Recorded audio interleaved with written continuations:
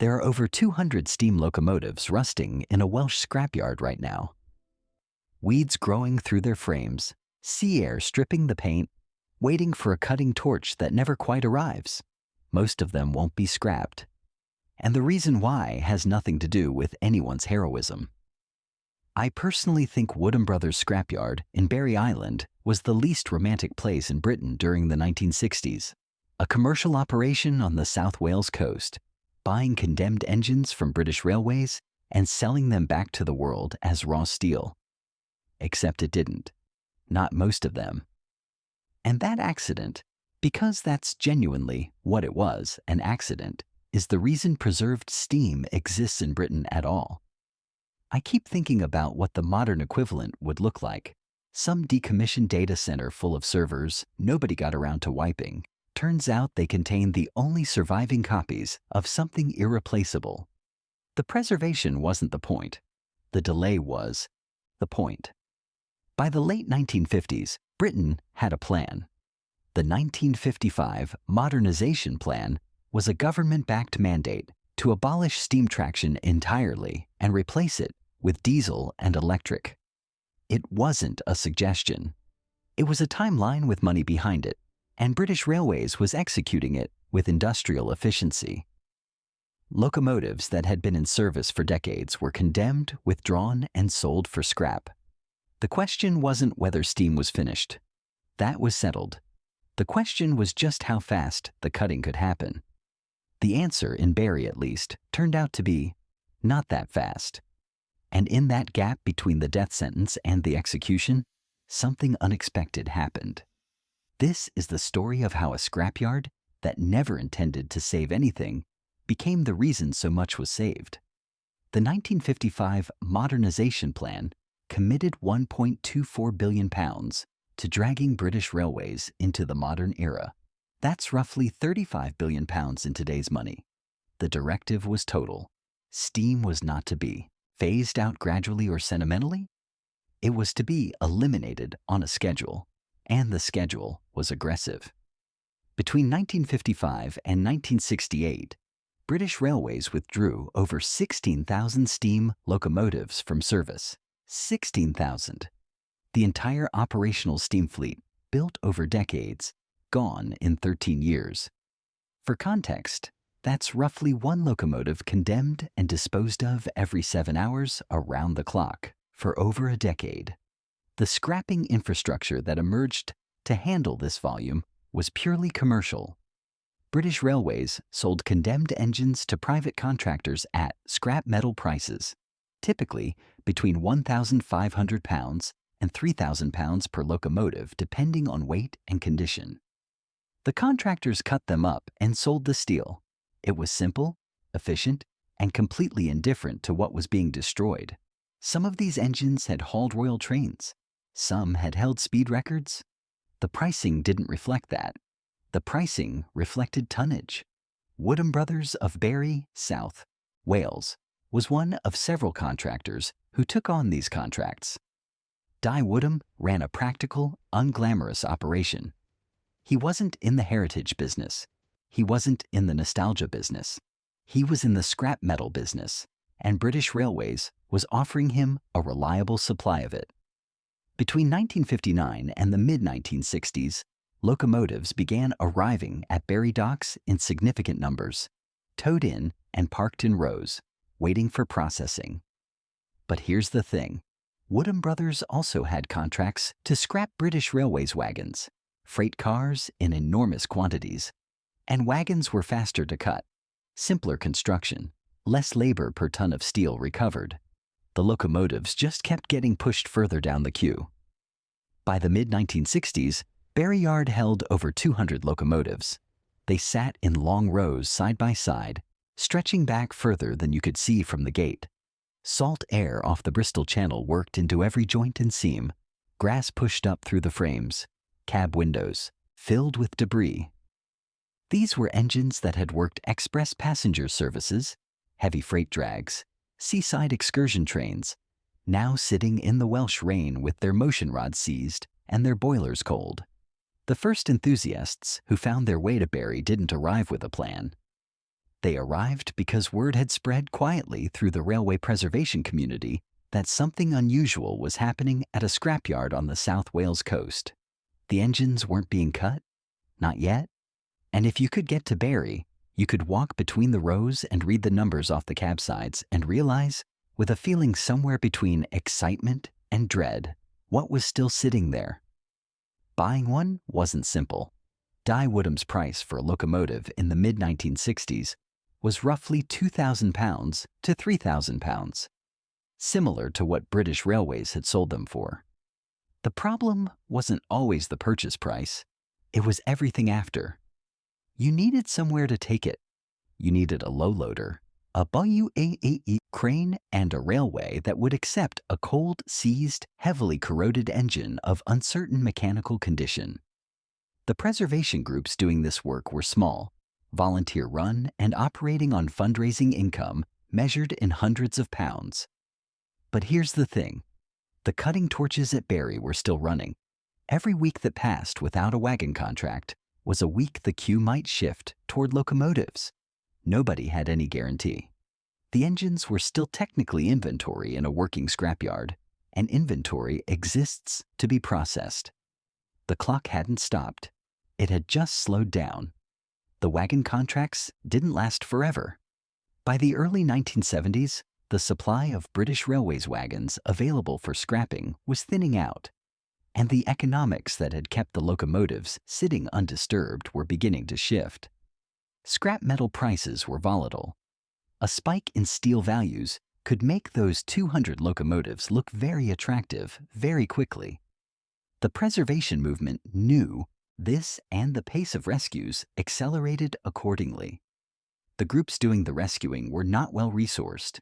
The Great Western Society, the Severn Valley Railway, the East Lancashire Railway.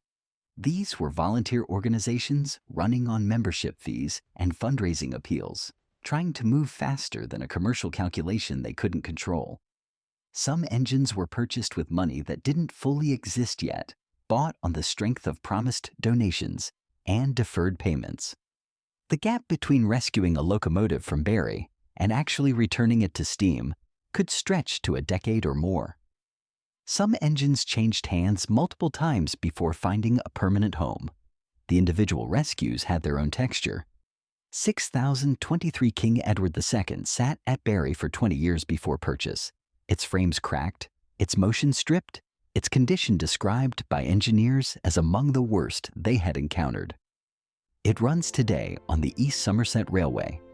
92,220 Evening Star, the last steam locomotive built by British Railways, came close enough to the torch that its survival felt contingent rather than certain.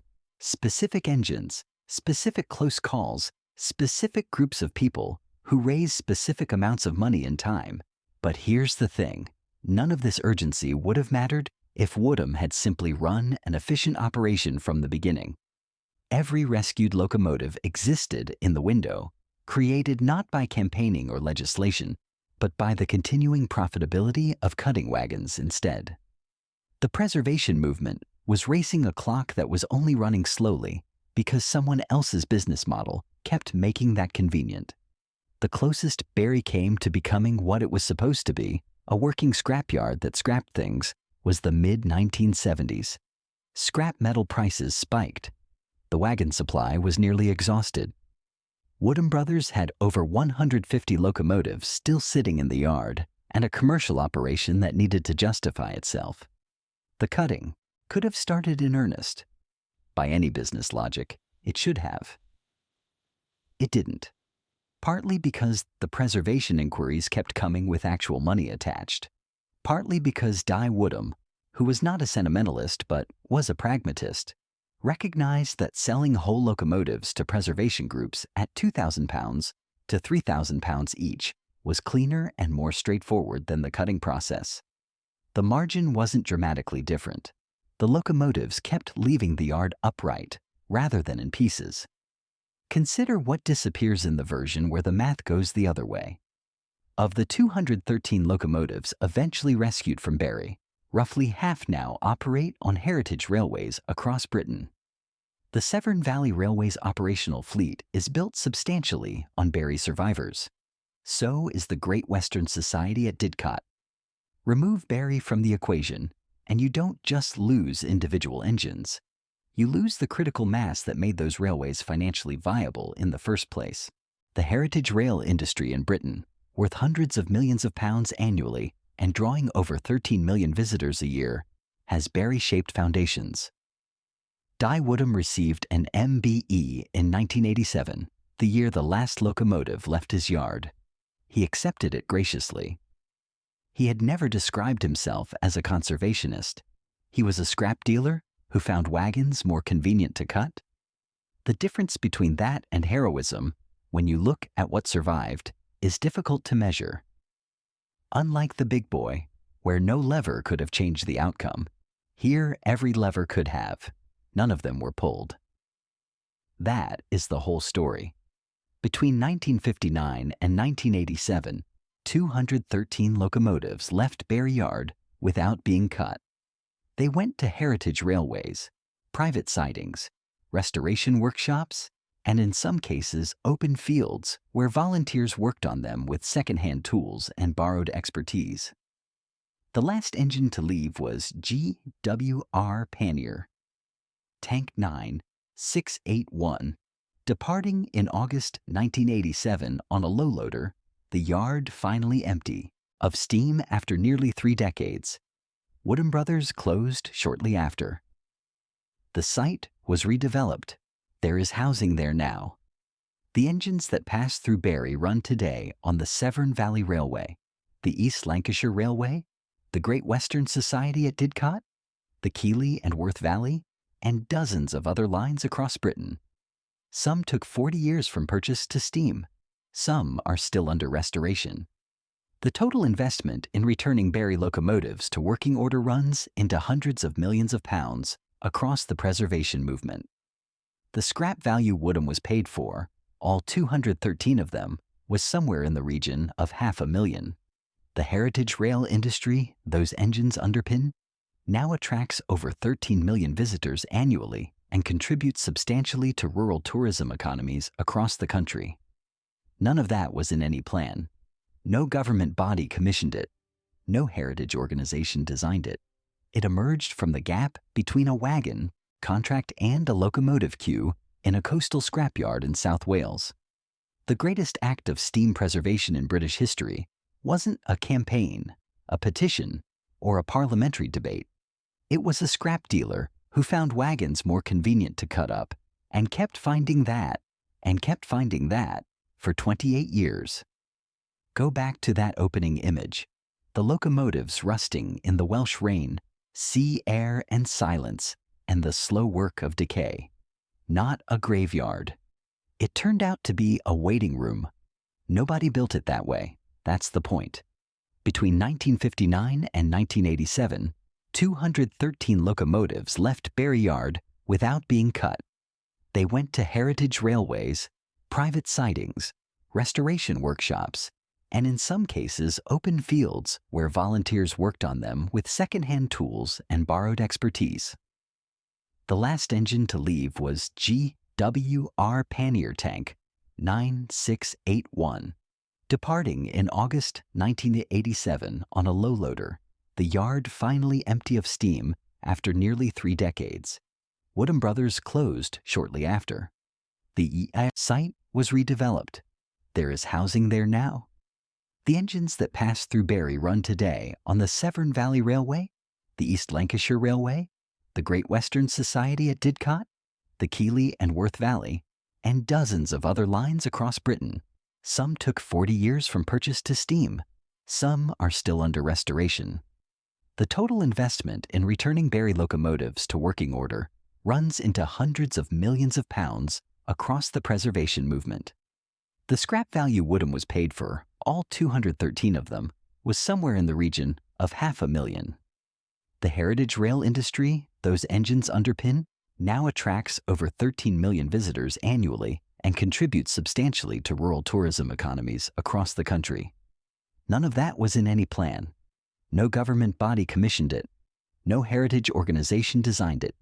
It emerged from the gap between a wagon contract and a locomotive queue in a coastal scrapyard in South Wales. The greatest act of steam preservation in British history wasn't a campaign, a petition, or a parliamentary debate. It was a scrap dealer who found wagons more convenient to cut up and kept finding that for 28 years. Go back to that opening image, the locomotives rusting in the Welsh rain, sea, air, and silence, and the slow work of decay. What looked like an ending was just an extraordinarily long pause. The cutting torch that was always coming never quite arrived. And in that suspension, in that administrative gap between condemnation and execution, something irreplaceable survived. Not because it was fought for hard enough, though it was fought for. Not because the right people made the right decisions at the right moment, though sometimes they did, but because the economics of scrapping railway wagons in South Wales happened to work out in a particular way across 3 particular decades, and the window that created was just wide enough for enough people to climb through with enough money at enough of the right moments. There is something uncomfortable about that. We prefer our preservation stories to be about heroism and vision. Barry is a story about margin calculations and fortunate delays. But the locomotives don't care why they survived. They just run. I'd love to hear your thoughts. Please leave a comment below and give this video a like if you enjoyed it. See you on the next one.